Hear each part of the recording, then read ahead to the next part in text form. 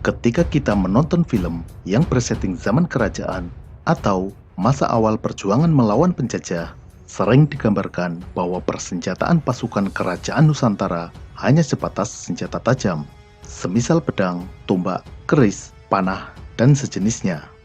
Memang tidak sepenuhnya salah, karena senjata-senjata tajam tersebut merupakan jenis senjata yang dominan digunakan. Tetapi menjadi terlanjur tertanam di otak kita bahwa kerajaan-kerajaan di Nusantara pada masa lampau hanya mengenal senjata tajam. Bahkan, kita hanya menganggap kehebatan pendekar pada masa lampau adalah pada penguasaan ilmu kanuragan dengan beragam ajian, yang mampu mengeluarkan pukulan api, berlari di atas daun, dan memiliki kendaraan ajaib seperti elang dan naga Indosiar. Padahal, kerajaan-kerajaan di wilayah Nusantara pada masa lalu, bahkan sebelum bersinggungan dengan bangsa Eropa, telah mengenal dan menggunakan teknologi senjata api. Video ini akan mengulas senjata api yang digunakan oleh kerajaan di Nusantara, mulai dari Kerajaan Majapahit, Kesultanan Demak, Kesultanan Aceh, Samudra Pasai, Kesultanan Malaka, hingga Kesultanan Mataram. Teknologi persenjataan kerajaan-kerajaan tersebut tidak seprimitif yang dibayangkan sebagian orang. Kita mulai dari Kerajaan Majapahit. Kerajaan Majapahit atau nama lainnya adalah Wilwatikta. Keduanya memiliki arti yang sama. Dalam bahasa Sanskerta, Wilwa berarti pohon maja dan Tikta berarti rasa yang pahit. Majapahit didirikan pada tahun 1293. Berdasarkan keterangan dalam kitab Pararaton dan Negara Kertagama, Majapahit pada masa kejayaannya menguasai wilayah kepulauan Nusantara, bahkan hingga ke Semenanjung Malaya, yang kini adalah wilayah Malaysia, dan Tumasik yang kini bernama Singapura. Memang, wilayah kekuasaan tersebut bukan wilayah kekuasaan Majapahit secara mutlak. Wilayah tersebut sebagian besar merupakan vassal state atau kerajaan bawahan. Kerajaan bawahan Majapahit semisal Bali, Jambi, Pahang, Johor, dan lain-lain tetap memiliki raja dan kekuasaan otonom di wilayahnya. Tetapi mereka berkewajiban mengirimkan upeti dalam bentuk hasil alam dan harta benda ke pusat kerajaan Majapahit setiap tahun. Sebagai imbal baliknya, Majapahit memberikan perlindungan dan jaminan keamanan perdagangan dan pelayaran kepada kerajaan bawahan tersebut. Dalam menjaga keamanan dan kedaulatan maritim di wilayah kekuasaannya, Majapahit memiliki angkatan laut yang sangat kuat dengan kapal-kapal perang yang dilengkapi dengan persenjataan canggih pada masa itu. Senjata canggih yang digunakan oleh kerajaan Majapahit adalah semacam meriam yang dikenal dengan nama cetbang. Cetbang merupakan meriam kecil dengan bahan dari perunggu. Meriam ini terdiri dari dua bagian utama, yaitu laras dan semacam tabung sebagai tempat peledakan mesiu. Bubuk mesiu dan proyektil atau peluru berada di dalam tabung. Saat akan digunakan, tabung ini dimasukkan pada lubang di pangkal senjata dan dikunci dengan pasak. Kemudian dinyalakan melalui lubang kecil di pangkal tabung. Ledakan bubuk mesiu melontarkan proyektil yang umumnya berbentuk bola, melesat melalui lubang laras dengan kecepatan tinggi. Karena diisi dari belakang dengan bubuk mesiu dan proyektil yang dikemas satu paket dalam tabung khusus, maka senjata ini memiliki kecepatan tembak lebih banyak dibandingkan meriam yang diisi dari depan. Syaratnya harus memiliki tabung dalam jumlah banyak. Pada bagian tengah senjata, terdapat poros yang memungkinkan senjata ini dipasang pada cagak atau garpu putar. Dalam bahasa Inggris, garpu putar ini disebut swivel, sehingga senjata sejenis cetbang ini dalam bahasa Inggris disebut sebagai swivel gun. Pada bagian belakang, terdapat seperti ekor yang berfungsi sebagai pegangan tangan untuk mengarahkan senjata ini saat penembakan. Lalu, dari mana Majapahit mendapatkan teknologi meriam cetbang ini? Ini berawal dari sejarah pendirian Kerajaan Majapahit. Pendiri Majapahit Raden Wijaya bersekutu dengan pasukan Tartar atau Mongol yang dikirim oleh Kubilai Khan untuk menghukum Raja Singasari yaitu Kertanegara yang telah menghina dengan melukai utusan Mongol. Namun, saat pasukan Mongol tiba di Jawa, Singasari telah diruntuhkan oleh Jayakatwang dari gelang-gelang. Raden Wijaya bersama dengan pasukan Mongol bekerja sama mengalahkan Jayakatwang. Namun, setelah berhasil menumbangkan Jayakatwang, secara tak terduga Raden Wijaya menyerang pasukan Mongol. Berdasarkan catatan sejarah dari Cina, yaitu sejarah dinasti Yuan atau Yuanxi, yang salah satu isinya menceritakan penyerangan ke Jawa, disebutkan bahwa pasukan Mongol dalam invasi tersebut dilengkapi dengan senjata api yang bernama Pao. Catatan Cina lainnya tentang kerajaan Majapahit adalah catatan Yingya Senglan yang ditulis oleh Ma Huan. Ma Huan adalah penerjemah dalam pelayaran Laksamana Cheng Ho. Ia diangkat sebagai penerjemah karena kepandaiannya dalam menguasai berbagai bahasa asing, semisal Arab, Persia, Melayu, dan mungkin juga Jawa kuno. Jika dilihat dari desainnya, antara Pao dengan Cetbang bisa dikatakan sama persis. Maka dapat disimpulkan bahwa Majapahit mendapatkan teknologi Cetbang dari pasukan Mongol. Bentuknya yang cukup sederhana, berbahan perunggu dengan cara pembuatan dicor, tidak sulit bagi Majapahit untuk meniru senjata itu, yang kemudian dikenal dengan nama Cetbang. Senjata ini dikenal juga dengan nama Warastra. Untuk bubuk mesiunya juga bukan hal yang sulit untuk membuatnya. Bahan mesiu adalah belerang, arang, dan potasium nitrat yang di Jawa dikenal dengan nama sendawa. Arang sangat mudah dibuat, belerang juga sangat melimpah di Jawa yang banyak terdapat gunung api aktif. Potasium nitrat atau sendawa diolah dari guano, yaitu endapan kotoran kelelawar di gua-gua yang digunakan sebagai sarang kelelawar. Jika tidak ada guano, sendawa juga bisa didapat dengan mengolah air kencing kuda. Berdasarkan prasasti Sekar, disebutkan bahwa pusat pengecoran Cetbang Majapahit berada di Rajakwesi, Bojonegoro, dan pusat pembuatan bubuk mesiunya berada di Suatantara Biluluk, yang sekarang adalah Kabupaten Lamongan. Senjata Cetbang digunakan sebagai senjata utama pada kapal-kapal perang Kerajaan Majapahit. Pada masa keemasannya, Majapahit memiliki kekuatan maritim yang sangat kuat yang dipimpin oleh Laksamana Laut yang bernama Empu Nala. Nama Empu Nala tertulis di kitab dan prasasti peninggalan Majapahit, misalnya Kitab Negara Kertagama dan beberapa prasasti, diantaranya Prasasti Sekar dan Prasasti Batur. Meskipun kejayaan Majapahit telah berlalu lebih dari 500 tahun, namun masih ada beberapa Cetbang yang masih tersisa hingga saat ini. Cetbang peninggalan masa Majapahit tersebar di banyak tempat. Di Metropolitan Museum di New York, Amerika, tersimpan Cetbang dengan lambang Surya Majapahit. Beberapa Cetbang dari masa Majapahit ditemukan di beberapa tempat di Kepulauan Nusantara, Semenanjung Malaya, dan Filipina. Sekarang, peninggalan tersebut tersimpan di berbagai museum baik di Indonesia, Malaysia, dan Filipina. Di Kabupaten Musirawas Utara terdapat peninggalan Cetbang, namun Cetbang ini merupakan peninggalan tokoh Depati Kurus dari masa Mataram Islam. Cetbang dalam jumlah yang cukup banyak masih tersimpan di Museum Talaga Manggung di Majalengka, Jawa Barat. Cetbang ini merupakan peninggalan Kerajaan Talaga Manggung yang sezaman dengan Majapahit. Selain jumlahnya relatif banyak, kondisi Cetbang ini juga dalam kondisi baik. Ini karena secara rutin dirawat dan dibersihkan dalam proses penjamasan. Sepeninggal Prabu Hayam Wuruk, Majapahit dilanda perang saudara berkepanjangan yang dikenal dengan nama Perang Parekrek. Perang saudara ini melemahkan Majapahit yang berakibat banyak kerajaan bawahan melepaskan diri. Dengan melemahnya Majapahit, kebutuhan akan senjata ini berkurang drastis. Hal ini membuat para pembuat Cetbang bermigrasi ke kerajaan-kerajaan di seberang yang sedang berkembang. Selain di pusat kerajaan Majapahit di Jawa, teknologi Cetbang juga menyebar ke wilayah kerajaan Nusantara di wilayah Sumatera, Semenanjung Malaya, Kalimantan, Sulawesi, dan Maluku.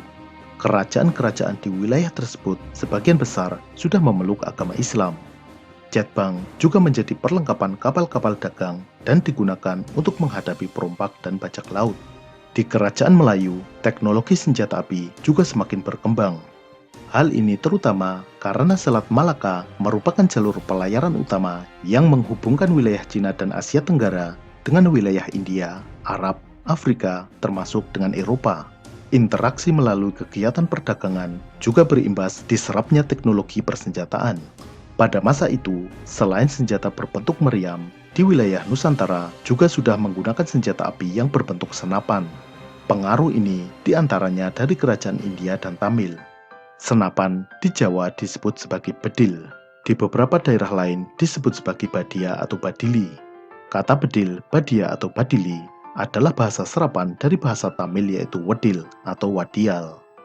Selain melalui interaksi perdagangan, teknologi senjata di Nusantara juga berkembang pesat dengan bantuan langsung dari salah satu imperium pada masa itu, yaitu Kekhalifahan Utsmaniyah yang berada di Turki.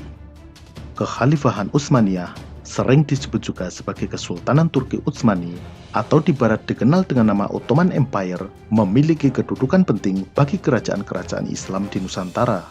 Meskipun bukan secara resmi sebagai negara vasal atau negara bawahan yang wajib memberikan upeti, tetapi kerajaan Islam di Nusantara mengakui Turki Utsmani sebagai suatu daulah yang menaungi wilayah Muslim.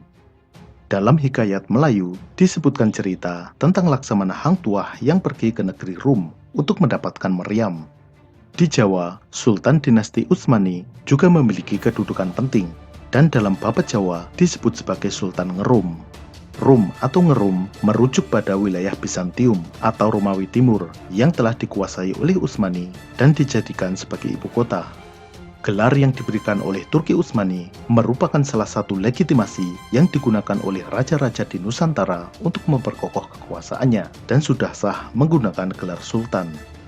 Contohnya adalah Sultan Agung dari Mataram. Melalui perwakilan Utsmani yaitu Syarif Mekah, pada tahun 1641, Sultan Agung mendapatkan gelar dari penguasa Utsmani pada waktu itu, yaitu Sultan Murad keempat. Gelar tersebut adalah Sultan Abdullah Muhammad Maulana Matarami. Selain gelar, Sultan Agung juga mendapat tutup kepala tarbusi dan air zam-zam yang dikirim dalam wadah guci besar atau gentong. Zaman dulu belum ada galon isi ulang. Gentong tersebut kemudian diberi nama Enceh Kiai Mendung dan masih ada hingga saat ini. Hubungan emosional kerajaan Jawa dengan Utsmani tetap berlanjut, bahkan ketika kerajaan di Jawa sudah berada dalam kontrol Belanda. Ini dapat dilihat dari lambang Pakubuwono yang dibuat pada tahun 1792. Lambang ini sangat mirip dengan lambang Turki Utsmani. Meskipun sekarang lambang Pakubuwono diganti dengan lambang yang lebih sederhana, yang dikenal dengan nama Sri Radia Laksana, namun masih menyisakan elemen bulan sabit. Pangeran Mangkubumi yang dalam perlawanannya menimbulkan kerugian besar pada VOC, pada akhirnya berhasil dibujuk untuk menghentikan perang melalui seorang Arab bernama Syekh Ibrahim yang mengaku utusan Turki Utsmani. Melalui perjanjian Giyanti, Kesultanan Mataram dibagi dua, dan Pangeran Mangkubumi menjadi Sultan Hamengkubuwono pertama. Di kemudian hari, cicit dari Hamengkubuwono pertama mengubarkan perang yang menjadi perang terbesar yang dialami oleh Belanda di Nusantara. Perang yang hampir menguras habis keuangan Belanda. Dia adalah Diponegoro. Meskipun tidak ada bukti keterlibatan langsung Turki Utsmani dalam perang Diponegoro, namun pengaruh budaya Turki cukup terlihat dalam laskar Diponegoro. Pangeran Diponegoro menggunakan istilah-istilah yang digunakan dalam pasukan Janisari, yaitu pasukan infanteri Utsmaniyah. Bahkan dari segi pakaian, seperti bisa dilihat dalam lukisan penangkapan Diponegoro yang dilukis oleh pelukis Belanda Nicolaas Pieneman, terlihat Pangeran Diponegoro dan pengawalnya menggunakan rompi bergaya Turki. Bagi yang ingin mempelajari lebih detail tentang sejarah Pangeran Diponegoro, silakan mengunjungi channel YouTube Roni Sodewo Channel. Beliau adalah keturunan langsung Pangeran Diponegoro dan dalam channelnya menceritakan sejarah Diponegoro berdasarkan Babat Diponegoro yang ditulis sendiri oleh Pangeran Diponegoro dalam masa pengasingannya di Makassar. Beliau juga melakukan napak tilas ke tempat-tempat bersejarah selama Perang Diponegoro.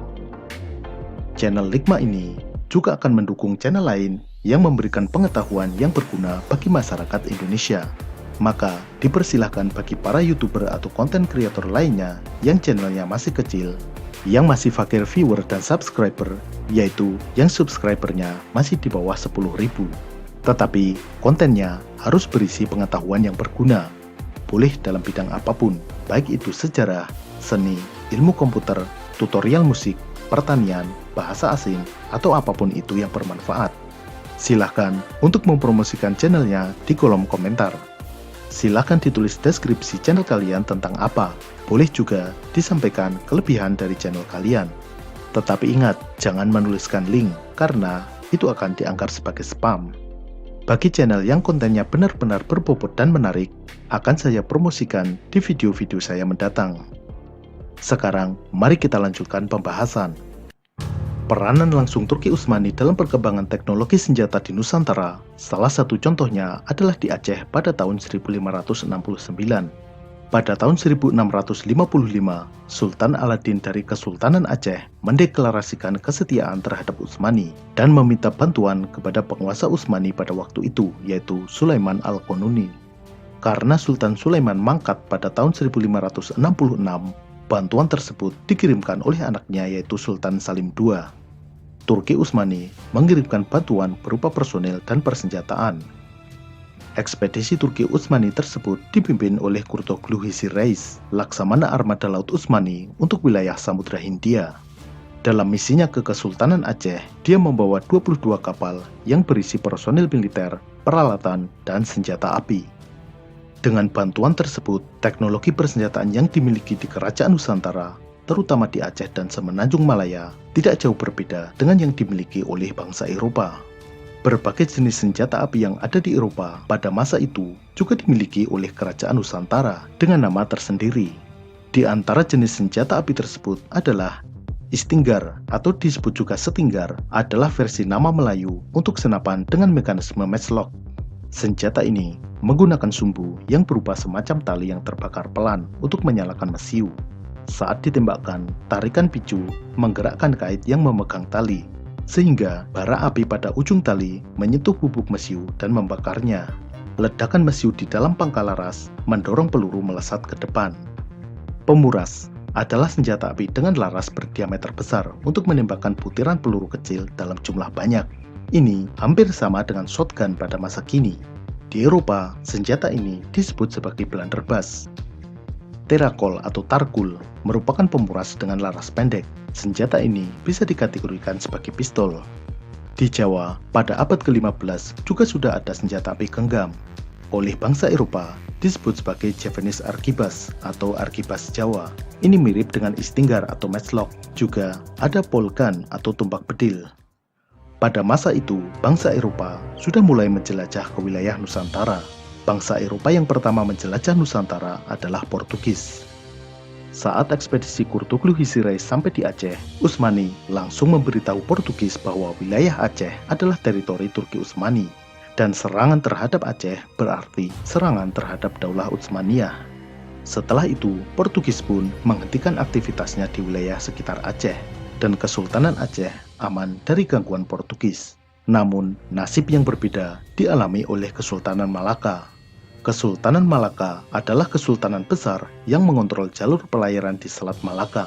Wilayah Kesultanan Malaka membentang di Semenanjung Malaya dan sebagian wilayah timur Pulau Sumatera. Tetapi pada tahun 1511, armada Portugis berhasil merebut dan menguasai ibu kota Malaka.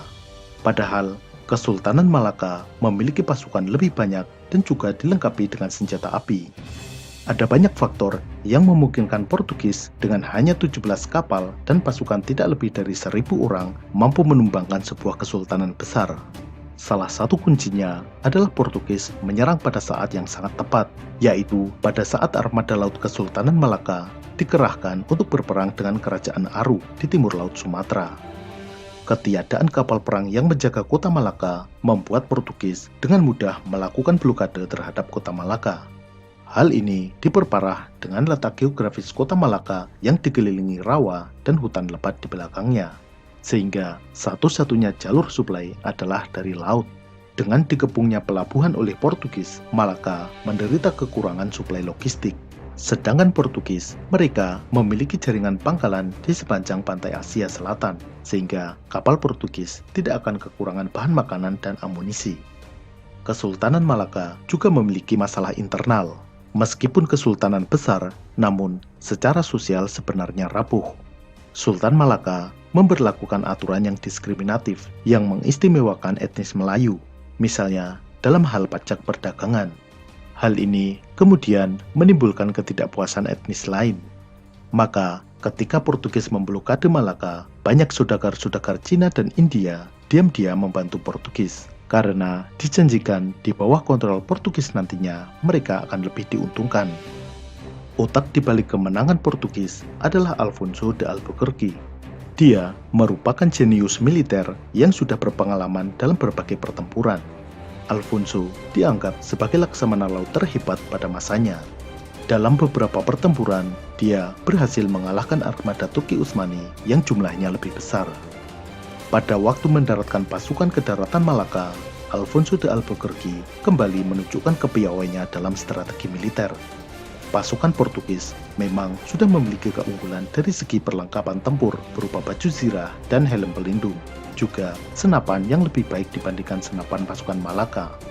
Namun, tanpa strategi yang jitu, keunggulan itu tidak akan ada artinya, apalagi ketika melawan pasukan dengan jumlah yang lebih besar. Strategi Alfonso adalah dengan menguasai jembatan yang menghubungkan dua wilayah kota Malaka yang dipisahkan oleh sungai. Dengan demikian, kekuatan pasukan Malaka di dua wilayah tersebut tidak dapat bersatu dan terpecah menjadi dua.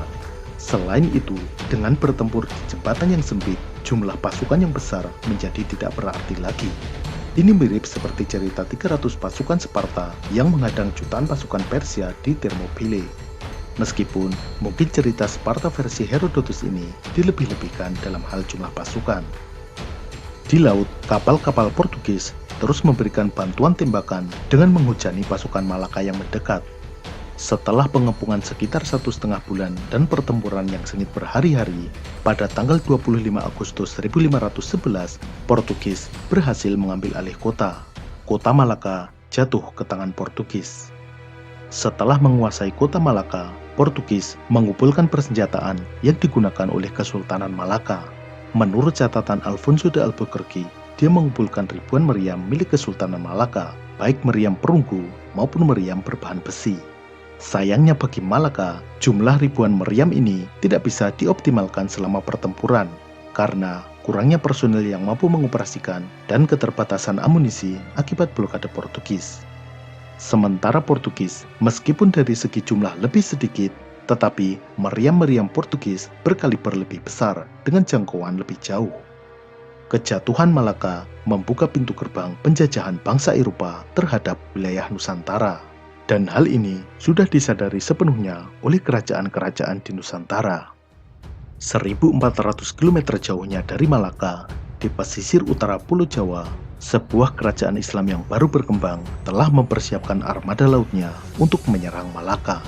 Kerajaan itu adalah Demak. Penyerangan Demak ke Malaka juga teknologi senjata api mulai dari kerajaan Demak, Banten hingga Mataram akan kita bahas di bagian kedua. Sampai jumpa.